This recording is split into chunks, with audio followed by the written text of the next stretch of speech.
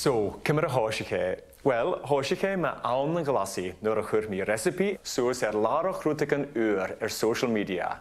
TikTok. I'm the Hebridean baker.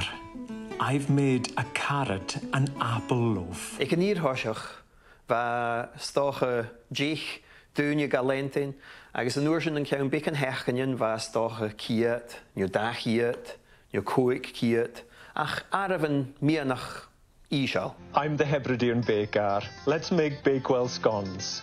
Ach, ha voor an aige hai arafan na followers acum as a cèill, agus ha romi'n tugshin cashon. This is the story of how TikTok changed my life. Va rúteach an mór tachar teamhlas na Stàitean Aonaichte.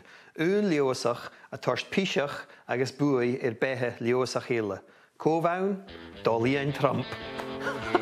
We're looking at TikTok. We may be banning TikTok. We may be doing some other things. Skrif Roseman and Talio, nyak skriviers on L, peas for endorsti.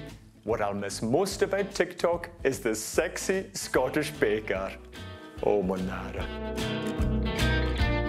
Hoors the kudjoch mungu agam.